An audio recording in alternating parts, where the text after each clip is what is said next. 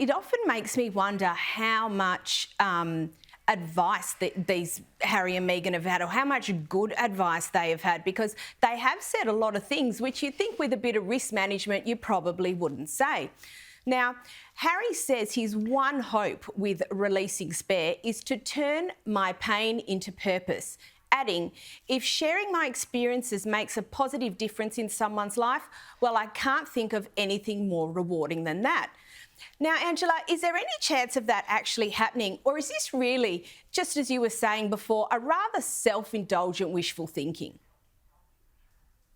I think it's an incredibly self-indulgent wishful thinking. The trouble is that Meghan doesn't like being told about things because she has great confidence in herself. I'm putting that kindly. And she tells Harry what to do. She's got no idea how it is, but she wants to be the winner, the top grader, and be the person that people look towards. And Harry has followed her. He's very meek now.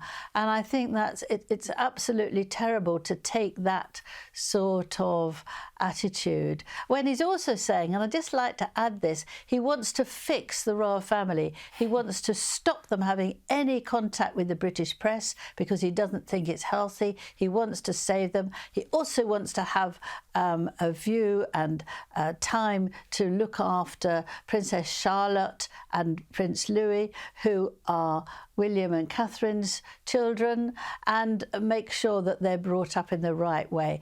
I mean, how can you say that at the same time as you're trashing the family? There's been no thought there. There's been no common sense. That's the word. And I think he's going to really suffer from it. We also didn't need to know about all his drugs. That was a very bad input, actually, because the implication that one is left with is that, you know, he doesn't know what he's doing. Well, it makes us think that he doesn't have necessarily great judgment, although we've all been young and stupid at some stage. But it does take me to my next question. The royal family have handled the book's release exceptionally well. But what do you think will be the long-term impact of this saga on the family? And do you think there's going to be a severing of ties as such? Well, King Charles loves Harry. He's always loved Harry. He's always got on very well with him until, I have to say, Meghan came along. And I think he will always have an open home for him. Camilla is also someone who thinks that you never know what's going to happen with arguments within the family. You always have to keep the door open. And she tried very much to help Harry and show him what was going on in the real world, should he ever want to leave, because he was, you know, itching to go away. But he didn't accept it. And I think that it's very, very hard for them, however, to forgive him, but also to welcome him. And if he comes again, they have to be able to trust him. This is absolutely key. I mean, he was very wrong, I think, to say that after the Queen Elizabeth died, that King Charles said to both of them, "Don't make my last years difficult." That was a private moment after a very, very moving time.